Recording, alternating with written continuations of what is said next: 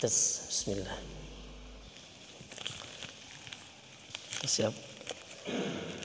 Assalamualaikum warahmatullahi wabarakatuh.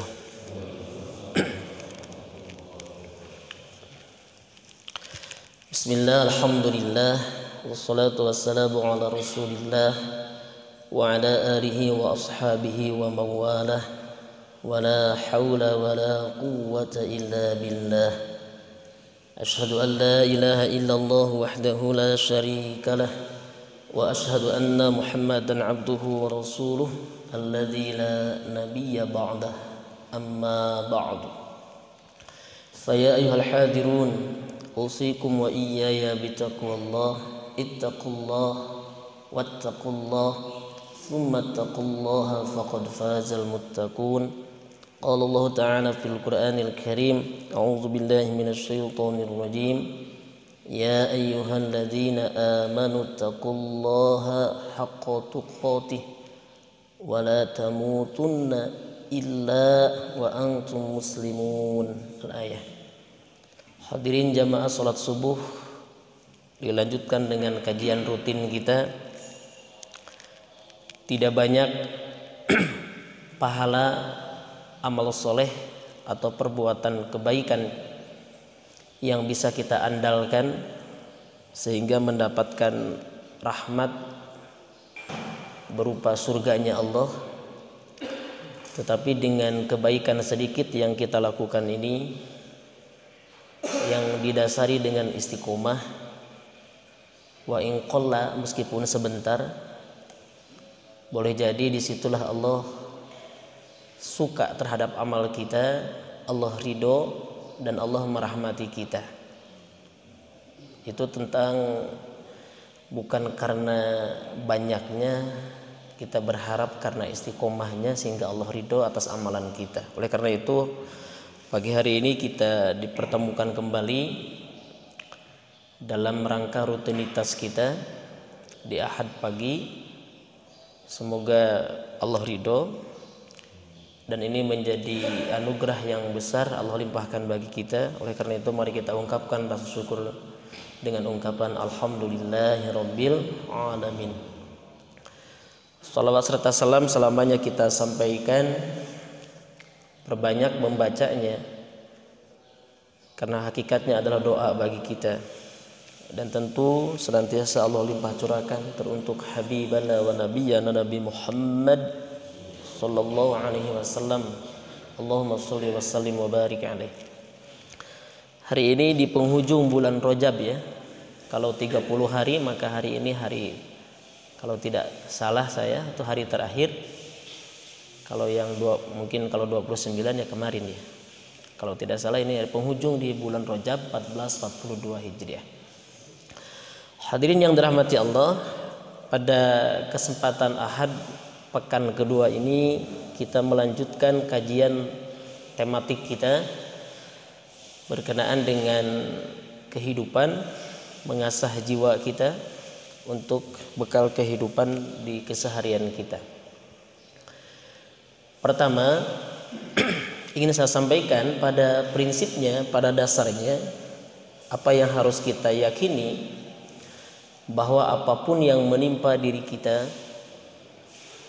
musibah apapun yang menimpa atau terjadi di bumi ini ya, wabil khusus menimpa diri kita, itu semua tidak luput atas perhatian Allah. Itu semua adalah dengan kehendak Allah. Itu prinsip. Pertama, merujuk kepada Al-Quran suratul Hadid atau surah Al-Hadid di ayat 22, Allah Subhanahu wa taala berfirman, A'udzu billahi minasy syaithanir rajim.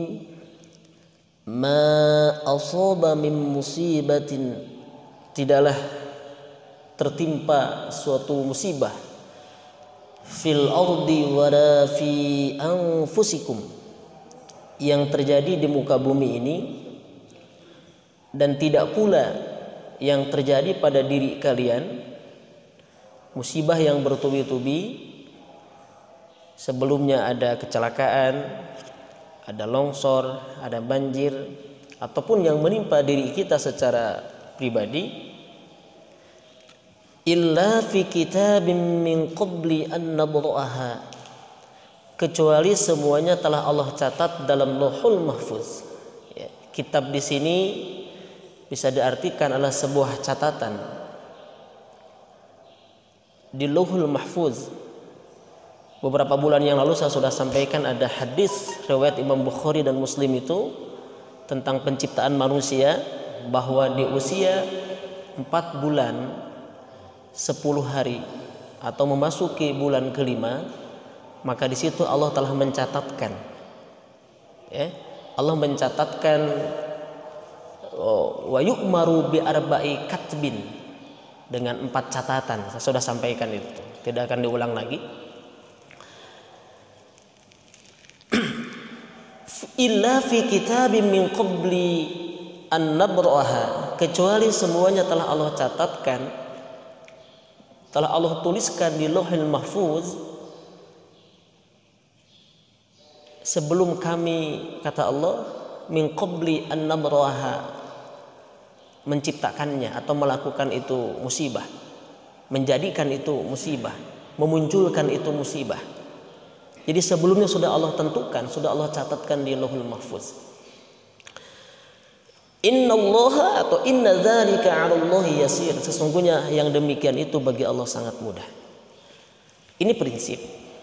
Prinsip yang pertama adalah kita meyakini bahwa apapun yang telah menimpa diri kita, apapun kejadian musibah yang telah terjadi, bencana ataupun yang melanda di muka bumi ini, termasuk juga fi anfusikum, terhadap diri kalian atau terhadap diri kita, itu semua sudah tercatat di Lauhul Mahfuz min qabli an nabra'aha inna dzalika 'alallahi yasir, dan hal itu mudah bagi Allah.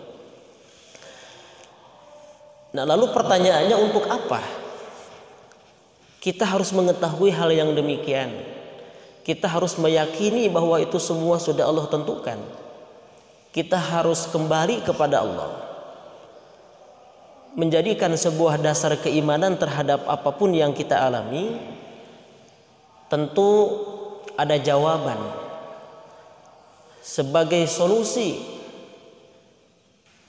bagaimana supaya manusia tidak lantas menyalahkan Allah, bagaimana supaya manusia tidak lantas menjadi putus asa atau bahkan jadi hidupnya murung sampai tidak memiliki harapan sama sekali, hilang sikap optimis pada dirinya.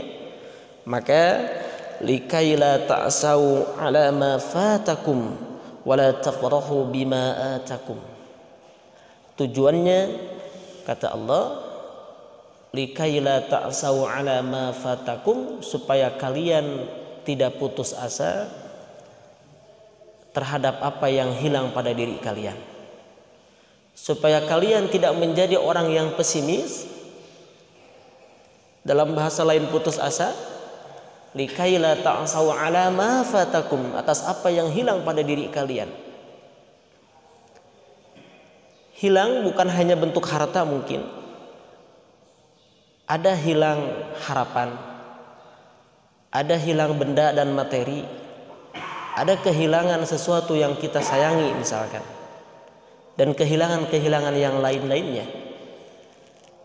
Wala tafrahu bima atakum, dan supaya kalian tidak berlebih-lebihan membangga-banggakan diri, terlalu berbahagia atas anugerah yang telah engkau berikan, yang telah Allah berikan kepada kalian, kepadamu. Hadirin yang dirahmati Allah, ketika kita meyakini pada sisi yang lain atau pada satu sisi bahwa semua adalah telah Allah tentukan, dan ini sebagai wujud keimanan kita, maka ketika Allah berikan anugerah kenikmatan, Allah berikan kesejahteraan bagi kita, ungkapan yang keluar pertama kali dari lisan kita hanya pujian kepada Allah. Alhamdulillahirabbil alamin. Karena segala puji hanya milik Allah, Rabbul Alamin, Tuhan yang mengurus, yang menguasai, memelihara alam semesta. Itu kalimat yang pertama kali kita ungkapkan. Bukan kalimat saya mah kerja keras. Wajar weda anak saya juara. Bukan kalimat piraku saya tidak berhasil karena saya melakukannya dengan kerja cerdas. Saya kuliah tinggi. Bukan. Pun sebaliknya ketika kemudorotan atau musibah dalam bahasa lain yang menimpa kita, maka kita pun kembalikan kepada Allah. Idza asabathum musibah qalu inna lillahi wa inna ilaihi rajiun. Kita akan katakan sesungguhnya kami adalah milik Allah dan hanya kepadanya kami akan kembali. Begitu tujuannya. Kenapa kita harus meyakini bahwa apapun yang menimpa diri kita telah pun Allah catatkan di Lauhul Mahfuz min qabli an nabra'aha, sebelum kami kata Allah menciptakan itu musibah, sebelum kami kata Allah memunculkan menjadikan itu terjadinya musibah. Hadirin yang dirahmati Allah, jangan sampai kita memiliki pikiran yang tidak lurus atau logika tidak lurus. Ketika giliran kesejahteraan, kenikmatan yang kita miliki, yang kita dapatkan, kita atau sebaliknya saya katakan, ketika musibah, ketika bencana, ketika kemudorotan yang kita rasakan, yang kita dapatkan, kita dengan segera, dengan spontan, seakan-akan kita menjadi hambanya yang paling bertawakal pada waktu itu, segera mengatakan, oh ini semua sudah terjadi dengan kehendak Allah. Tetapi pada sisi yang lain, ketika kebahagiaan, ketika kesejahteraan, ketika kesuksesan yang kita dapatkan, kita lupa bahwa itu juga adalah pemberian Allah. Ini adalah logika yang tidak lurus. Atau dalam bahasa lain, kita sudah berlaku tidak adil kepada Allah. Padahal harusnya ketika kesejahteraan, ketika kenikmatan yang kita dapatkan, kita pun segera memuji Allah, bukan karena kita hebat, tapi karena Allah telah memudahkan urusan kita. Tapi pada sisi yang lain, ketika musibah pun menimpa kita, kita pun kembalikan kepada Allah. Baru itu seimbang. Itu adalah perbuatan adil kita kepada Allah. Kaitan dengan musibah yang menimpa kita ataupun yang terjadi di muka bumi ini, ada satu sikap yang harus kita miliki. Selain sabar, selain sabar yang harus kita miliki, yang pertama tentu sabar. Kata para ahli, tidak mungkin seseorang itu mampu bersabar terhadap apapun yang menimpa dirinya kalau dia tidak memiliki sifat atau tidak menerima, menjadikan atau sifat menerima dijadikan sebagai ungkapan pertama. Jadi sakumaha tinggina, seberapa besar pun nasihat tentang sabar, sabar, kalau hati kita, kalau diri kita, kata para ahli, tidak menerima apa itu musibah yang menimpa diri kita, maka tidak mungkin kita mampu melampaui kesabaran itu. Agak sulit kita bisa bersabar terhadap musibah itu. Mengapa demikian? Karena kesabaran, atau bukan kesabaran, karena menerima musibah yang menimpa kita, ada sikap menerima di situ, maka sememangnya dan sejujurnya telah selesai setengahnya. Kita telah menyelesaikan setengah masalah kita. Kita mungkin pernah lihat orang ditimpa musibah, lalu kita bilang sabar ya ce, sabar ya pak. Tapi yang kita lihat malah dia semakin meronta-ronta, semakin niyahah. Kalau ditinggalkan wafat itu, semakin niyahah itu apa? Kan dalam musibah itu bukan tidak boleh kita menangis, karena menangis itu sangat-sangat manusiawi. Tetapi yang tidak boleh itu apa? Apa itu? Meratapi atau niyahah. Meratap yang tidak boleh. Karena meratap itu terus dia tidak menerima apa yang menimpa dirinya, bahkan melebihi 1 atau 2, 3 hari, berhari-hari dia dia memiliki sikap itu. Oleh karena itu kata para ahli, kunci pertama bagaimana kita mampu mengendalikan musibah yang dihadapi ataupun yang diterima oleh diri kita, dan kita mampu untuk bersabar pada langkah berikutnya adalah kunci yang pertama, kita mampu menerima. Kita terima dulu musibah itu. Kita sadari, terima dulu. Maka dengan menerima, sesungguhnya kita telah menyelesaikan setengahnya atau sudah separuh jalan untuk mampu bersabar menerima musibah itu. Hadirin yang dirahmati Allah, lalu yang kedua, sikap kita terhadap apapun yang menimpa diri kita atau dalam kehidupan yang kita sedang jalani ini, sebagai hamba Allah, ya, sebagai manusia, makhluk yang tidak ada daya dan upaya melainkan dengan pertolongan Allah, tentu yang kedua adalah tawakal. Jadi kaitannya dengan musibah, pertama sabar, yang kedua adalah tawakal. Tawakal bukan pula diartikan sebagai anekdot taramawa bekal, bukan. Saya teman nebeng wae cenah tawakal, baheula di pesantren taramawa bekal, bukan. Tawakal dalam istilah Al-Qur'an, ya. Jadi tawakal itu memiliki akar kata yang sama dengan wakala atau yakilu, bahasa fil mudhari'nya dia wakala yakilu. Dalam arti tawakal itu adalah menyerahkan urusan, atau dalam bahasa lain menjadikan wakil kepada seseorang atas persoalan yang kita miliki. Jadi hadirin yang dirahmati Allah, ada karakteristik orang yang bertawakal.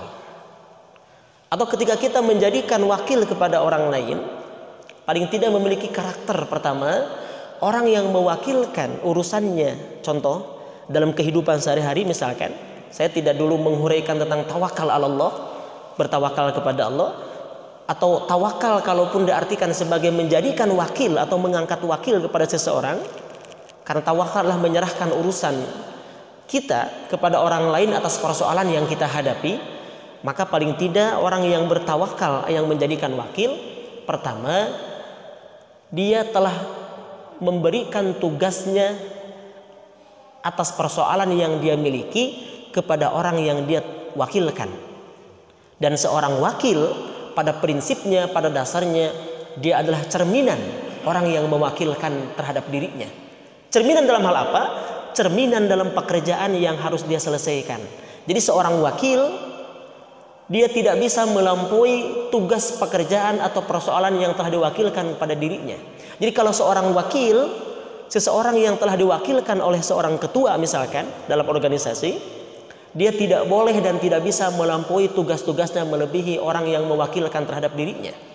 Itu karakteristiknya biasanya begitu. Karakter orang yang mewakilkan dan orang yang menerima wakil tersebut atau sebagai wakil. Lalu keumumannya orang yang bertawakal, orang yang menyerahkan urusan atau mewakilkan urusannya kepada orang lain, biasanya dia memiliki kedudukan lebih tinggi. Biasanya dia memiliki kedudukan yang lebih, punya kewenangan yang lebih banyak daripada wakilnya. Sehingga seorang wakil, dia tidak melampaui tugas-tugasnya karena dia sangat terbatas kewenangannya, hanya sebatas melakukan tugas-tugas apa yang diserahkan kepada dirinya. Itu dalam kehidupan. Jika makna tawakal diartikan sedemikian, maka tentu berbeda dengan tawakal kepada Allah. Harus ada nilai-nilai tauhid, nilai-nilai akidah yang kita tanamkan ketika kita bertawakal kepada Allah. Ini menjadi kunci. Karena kita bertawakal kepada Allah, mewakilkan urusan kepada Allah, tentu berbeda dengan kondisi, dengan kedudukan, dengan sikap ketika kita mengangkat seorang wakil dalam kehidupan keseharian. Pak Ustadz Nasir sebagai dosen misalkan, beliau mengangkat sebagai atau seseorang sebagai asistennya. Tentu asistennya tidak boleh melampaui mengajar, menyampaikan materi tanpa perintah Pak Ustadz Nasir atau tanpa perintah seorang dosen. Dia harus melakukan silabus apa yang disampaikan oleh dosennya. Tentu ketika kita hendak bertawakal kepada Allah, ada kunci-kunci yang harus kita pegang, ada sesuatu yang harus kita tanamkan dalam diri kita. Yang paling penting dan ini menjadi paling utama, yang membedakan dengan tawakalnya kita, menjadikan mengangkat wakil kepada orang lain dalam kehidupan, bahwa ketika kita tawakal kepada Allah, kita harus menempatkan Allah segala-galanya. Bukan seperti tadi kita menjadikan wakil atau mengangkat wakil kepada manusia. Meskipun secara makna, secara arti harfiah tidak ada perbedaan. Pertama, kita jadikan, kita anggap, kita yakini bahwa Allah yang maha segalanya, Allah yang maha kuasa, Allah yang maha bijaksana, Allah yang maha pemurah, Allah yang maha karim, yang maha mulia. Meskipun manusia pun punya sifat penyayang, tetapi Allah yang maha penyayang. Meskipun manusia punya sifat pemurah, tapi Allah yang maha pemurah. Manusia pun punya sifat bijaksana, tapi Allah yang maha bijaksana. Kadang manusia pun punya kekuasaan, tapi Allah yang maha kuasa atas segala-galanya. Jadi penanaman pertama yang harus ada dalam hati kita, dalam jiwa kita, ketika kita ingin bertawakal kepada Allah, kita harus memposisikan, menempatkan Allah sebagai yang maha segala-galanya. Kalau tidak demikian, nanti tawakal kita menjadi tidak benar. Tawakal kita menjadi tidak sempurna. Tawakal kita mungkin dalam bahasa lain menjadi abal-abal. Sekarang kan lagi musim istilah odong-odong dan abal-abal kan di dunia berita. Hadirin yang dirahmati Allah, itu yang paling penting. Karena ini dalam Al-Quran ini banyak sekali ayat-ayat yang berkenaan dengan tawakal. Paling tidak ada minimal ada 9 ayat, baik itu sifatnya atau bentuknya yang mufrad ya, ataupun yang jama', yang berkenaan dengan tawakal kepada Allah.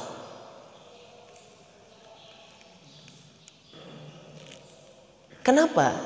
Lalu karakter yang ketiga saya ingin sampaikan sebelum saya lupa. Biasanya orang yang mewakilkan urusannya kepada Allah, maka dia sudah terpenuhi pekerjaannya. Artinya seseorang tersebut tidak perlu melakukan pekerjaannya lagi. Betul kan? Kita punya persoalan, kita punya tugas, punya pekerjaan, lalu kita wakilkan kepada orang lain, atau kita angkat sebagai wakil kita untuk menyelesaikan persoalan dan tugas kita. Pada prinsipnya atau seringkali terjadi, orang yang telah menugaskan pekerjaannya, persoalannya kepada orang lain, maka dia tidak perlu melakukan lagi. Atau dia sudah selesai tugasnya, dia tidak melakukan apapun aktivitasnya. Tentu jika ini juga diartikan sebagai tawakal kepada Allah, maka juga tidak tepat. Karena tawakal ala Allah, tawakal kepada Allah, pada sisi yang lain atau pada satu sisi kita menyerahkan segala urusan kita kepada Allah dengan menancapkan dalam hati kita, dalam akidah kita bahwa Allah maha segala-galanya. Tapi pada sisi yang lain kita pun berikhtiar. Suatu hari ketika Rasulullah SAW berada di masjid, lalu datanglah seorang sahabat. Dia ingin belajar kepada Rasulullah SAW. Apa kata Rasul? Di mana untamu? Sudahkah kau tancapkan? Sudah kau tambatkan? Sudahkah kau ikat untamu? Cek orang mah, sudahkah kau cangcang untamu? Tidak ya Rasulullah, saya sudah bertawakal kepada Allah. Apa kata Rasul? Ikatlah untamu, tambatkan dulu tali untamu, maka baru kau tawakallah kepada Allah.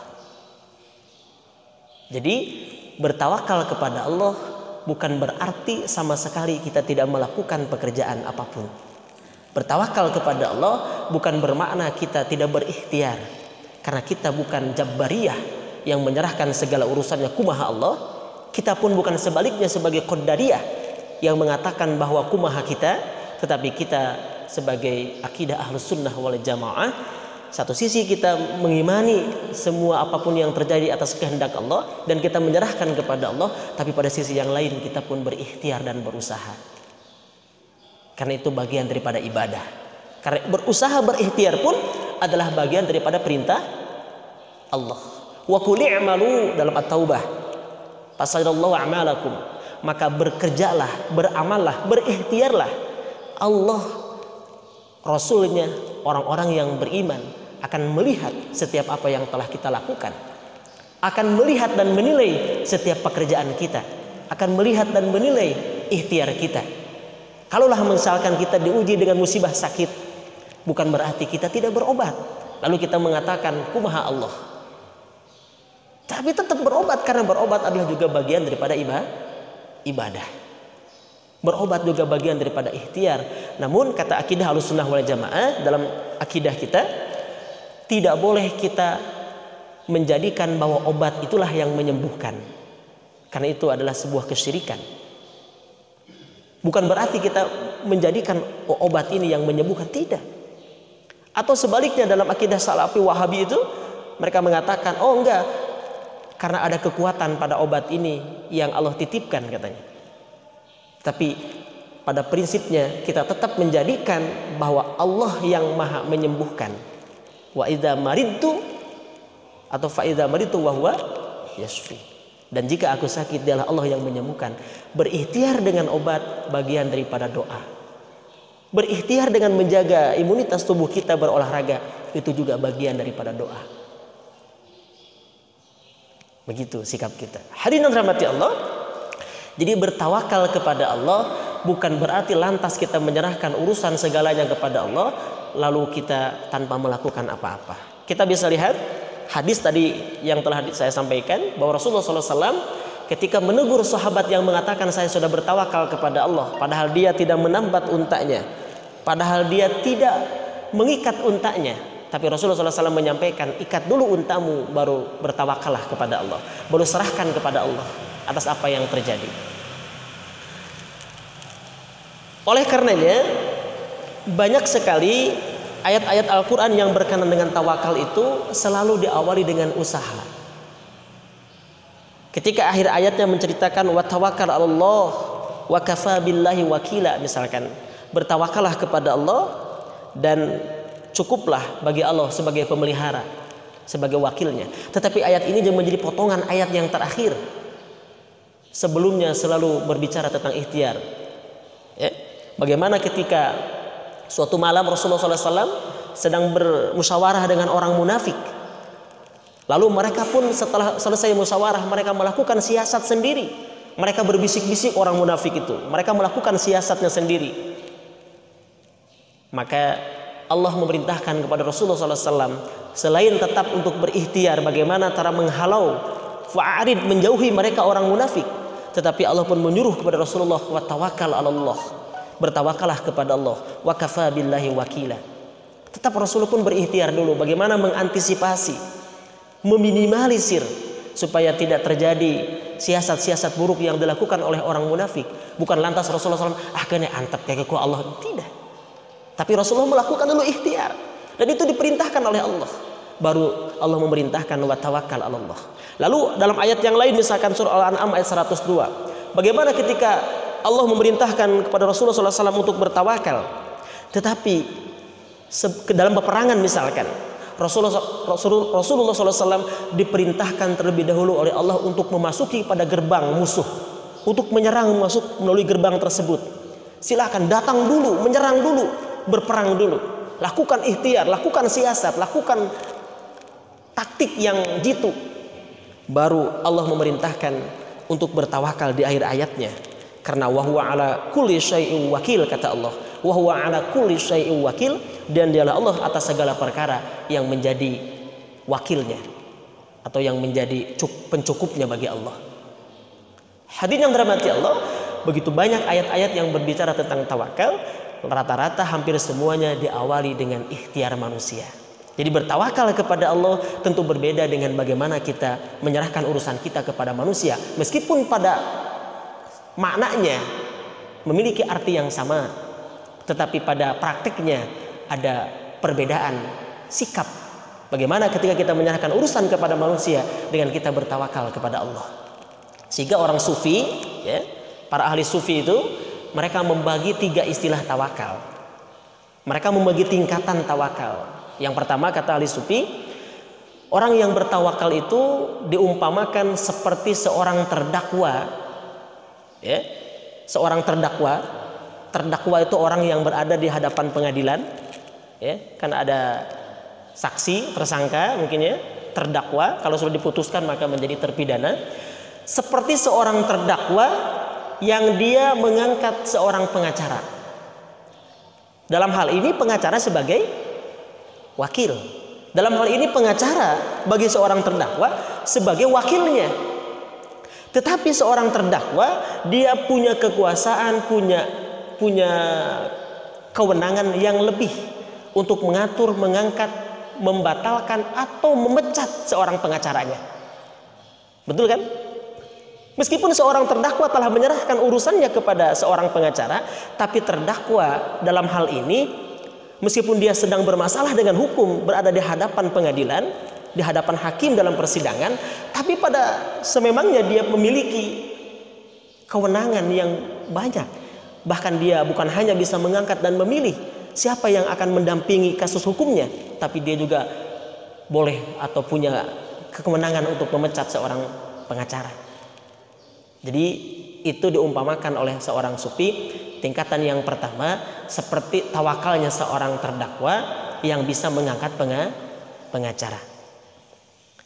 Lalu tingkatan yang kedua seperti seorang bayi terhadap ibunya.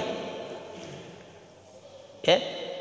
Seorang bayi dia akan melakukan apapun yang dia inginkan tergantung ibunya. Saya katakan bayi bukan anak-anak.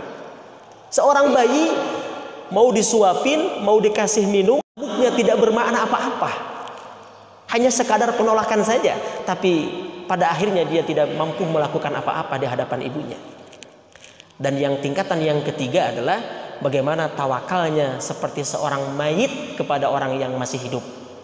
Kita tahu bagaimana kewajiban kita yang masih hidup kepada seorang jenazah. Kita memandikannya, tidak mungkin dan tidak bisa dia menolak.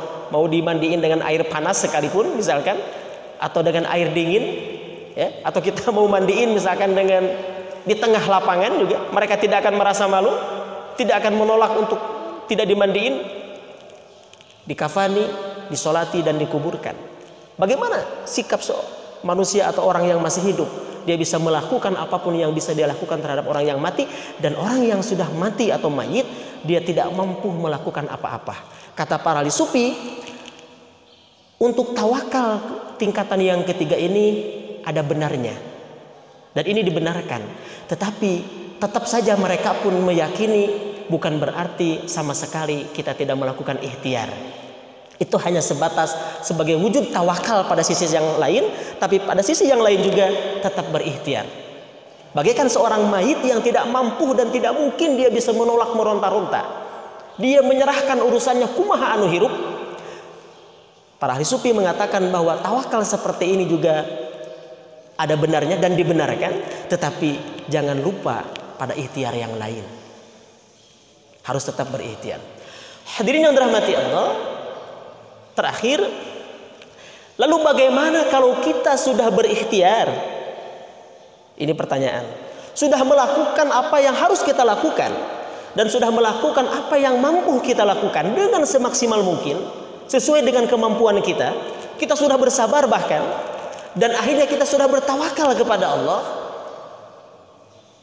Lalu ternyata seringkali apa yang kita harapkan, nah ini, seringkali apa yang kita inginkan tidak seperti apa yang terjadi. Setuju ya? Seringkali kita sudah berikhtiar semaksimal mungkin, kita sudah melakukan kehendak-kehendak Allah, kita sudah melakukan sunnatullahnya, bahkan kita pun sudah bertawakal ala Allah, tetapi juga hasilnya tidak seperti yang kita harapkan, hasilnya tidak seperti yang kita inginkan. Karena kadang keinginan itu tidak seperti apa yang terjadi pada diri kita. Maka disinilah letaknya ujian terberat bagi diri kita. Tapi jangan khawatir, Al-Quran atau Allah telah membimbing kita dalam Al-Quran. Kita bisa melihat surah Al-Baqarah ayat 216. Sekali lagi, surah Al-Baqarah ayat 216. Hadirin yang dirahmati Allah, dalam surah Al-Baqarah ayat 216 ini memang awalnya ayat ini bercerita tentang perang. Kutiba alaikumul qital wa huwa kurhul lakum, ya. Diwajibkan kepada kalian wahai para sahabat, zaman dulu untuk berperang meskipun perang itu dibenci oleh kalian. Tetapi para ulama ahli tafsir, ini ilatnya adalah, yang menjadi permasalahannya adalah, atau menjadi hukumnya bukan perangnya, tetapi ada kalimat kurhunnya, kebenciannya, ketidaksukaannya. Diwajibkan atas kalian berperang meskipun perang itu tidak disukai. Jadi dalam istilah kaidah tafsir itu, al-ibrah bi umumil lafzi la bi khususis sabab. Ibrah ini, perumpamaan ini, kita merujuk kepada keumuman lafaz, bukan sebab tertentu yang telah terjadi munculnya ayat ini. Kebencian, kita tidak suka apa yang terjadi pada diri kita. Kita benci terhadap hasil yang tidak sesuai dengan yang kita harapkan. Maka bagaimana kita supaya tetap tidak putus asa, supaya kita tetap tidak berburuk sangka kepada Allah? Maka jawabannya, asa ang takrahu syai'a wa huwa khairul lakum. Dan boleh jadi, kata Allah, apa yang engkau benci, apa yang engkau tidak sukai, yang tidak engkau sukai adalah lebih baik bagimu. Wa huwa khairul lakum. Di sini letaknya, Pak. Muncul orang mah pangupah nanti ieu tah gitu. Lamun budak cerik teh mah diupahan tah ku ayat ieu. Kan kita pernah dalam kondisi terpuruk, kondisi dalam sudut-sudut kebingungan, dalam sudut-sudut keterpurukan, gelisah, galau dan merana misalkan gegana. Maka diupahan ku ayat ieu tah. Al-Baqarah 216. Ketika harapan kita sudah berikhtiar, berusaha, kita sudah mengamalkan, wa qul i'malu, beramalah, berikhtiarlah, fasarallahu, maka Allah akan melihat orang rasulnya, wa rasuluhu wal mu'minun, setiap amal kita. Tapi hasilnya tidak seperti yang kita inginkan. Maka jawabannya adalah wa asa an takrahu syai'a wa huwa khairul lakum. Dan boleh jadi apa yang engkau benci, apa yang tidak engkau sukai, itu lebih baik bagimu. Kan begitu. Dan sebaliknya, wa asa an tuhibbu syai'a wa huwa syarrul lakum. Dan boleh jadi apa yang engkau cintai, apa yang engkau sukai, itu adalah buruk bagimu. Kenapa? Wallahu ya'lamu wa antum la ta'lamun. Karena hanya Allah yang mengetahui dan Allah mengetahui. Wa antum, nah ini bukti kekerdilan kita, ya, akidah kita. Wa antum, kata Allah, dan kalian la ta'lamun, tidak mengetahui. Tidak mudah memang mengamalkan ayat ini. Sekadar boleh jadi apa yang buruk itu mudah kita ucapkan. Apalagi kita nasihatkan kepada orang lain, sing sabar, aya hikmahna, mudah. Tapi mengamalkan ayat ini luar biasa sulitnya. Karena boleh jadi kita senantiasa mengukur kebahagiaan, mengukur kesuksesan, mengukur kebangkrutan ataupun kesengsaraan itu berdasarkan akal kita, berdasarkan target kita, sehingga akhirnya kita menjadi kecewa dan kecewa. Disinilah perlunya ilmu, perlu penguatan akidah, perlunya pemahaman, sehingga kita senantiasa menyerahkan kepada Allah. Bagi mereka yang senantiasa demikian, jawabannya dalam surah At-Talaq, wa may yatawakkal 'ala Allah fahuwa hasbuh. Dan barang siapa yang bertawakal kepada Allah, maka Allah akan cukupi kebutuhannya. Allah akan cukupi apapun yang dia harapkan, keinginannya, kebutuhannya, ya, keinginan dan kebutuhan tentu berbeda. Maka Allah akan berikan kecukupan dalam kehidupannya. Hadirin yang dirahmati Allah, teori ini mudah diucapkan, dipelajari, tetapi untuk dipahami, diyakini, ya, dijadikan sebuah amalan akidah yang menancap dalam hati kita, perlu terus kita berlatih dan berlatih, sehingga pada akhirnya kita akan merasakan pada titik tertentu menjadi hambanya yang bertawakal kepada Allah. Namun sekali lagi jangan salah mengartikan tawakal kepada Allah disamakan dengan bagaimana kita secara makna, secara arti bertawakal kepada manusia. Karena tawakal adalah menjadikan wakil atau telah mewakilkan segala urusan persoalan kita kepada orang lain. Itu pun sama artinya tawakal. Tapi yang kita maksud adalah tawakal kepada Allah. Meskipun kita menyerahkan urusan kepada Allah, kita sebagai orang yang mewakilkan, dalam posisi ini kita sebelumnya telah meyakini bahwa Allah Maha tahu segalanya, Allah Maha kuasa atas segalanya, Allah Maha segalanya, Allah Maha bijaksana, Allah Maha mulia, dan Allah Maha mampu atas apapun yang harus dilakukan atau yang perbuatan-perbuatannya. Itu yang harus kita tancapkan dulu kepada Allah. Sehingga hadirin yang dirahmati Allah, jika itu telah menancap dalam diri kita, percayalah, tidak ada keburukan yang Allah berikan kepada kita. Apapun yang menimpa diri kita, sebetulnya Allah hanya menginginkan kebaikan dan kebaikan. Sehingga para ahli itu, ada ulama mengatakan, kenapa Allah ciptakan neraka? Sebetulnya bukan karena kita supaya masuk neraka, bukan. Tapi Allah ciptakan neraka supaya kita tidak masuk neraka. Kita tahu bahwa itu ada neraka, kita jangan masuk. Ibarat di sini ada lubang, lalu ditulis hati-hati, bukan berarti kita harus masuk ke lubang itu. Tapi kita justru harus menghindari lubang itu. Karena Allah sebetulnya Maha Rahman dan Maha Rahim. Ya, Allah itu senantiasa Maha Pengasih dan Maha Penyayang, menginginkan seluruh hambanya untuk selamat, menginginkan hambanya mendapatkan kebahagiaan di dunia ataupun di akhirat kelak, insya Allah. Barangkali itu saja yang bisa disampaikan. Obrolan kita di pagi hari ini sedikit yang bisa disampaikan, ilmu yang terbatas ini. Paling tidak mudah-mudahan ada hikmah dan manfaat, menambah wawasan bagi kita, menambah keilmuan bagi kita, dan bisa mengubah perilaku atau sikap kita dalam menghadapi kehidupan. Amin ya Allah ya Rabbal Alamin. Itu saja barangkali ya. Kalau tidak ada pertanyaan cukup. Tidak pertanyaan ya. Saya kira tidak ada pertanyaan. Kita akhiri saja perbincangan kita dengan doa sama-sama. Doa kafaratul majlis. Subhanakallahumma wa bihamdika asyhadu an la ilaha illa ant astaghfiruka wa atubu ilaik. Allahumma anfa'na bima 'allamtana wa 'allimna ma yanfa'una wa zidna 'ilma. Walhamdulillahi ala kulli hal wa na'udzu billahi min kulli halin ahlin nar. Allahumma inna nas'aluka 'ilman nafi'a wa rizqan halalan tayyiban wasi'an mubaraka wa 'amalan mutaqabbala wa shifaa'a min kulli da'. Allahumma inna nas'aluka al-huda wat-tuqa wal-'afafa wal-ghina. Allahumma inna nas'aluka al-'afwa wal-'afiyah والسلامة في الدين والدنيا والآخرة. اللهم إنا نعوذ بك من الجنون والجذام والبراص والسيء الأسقام.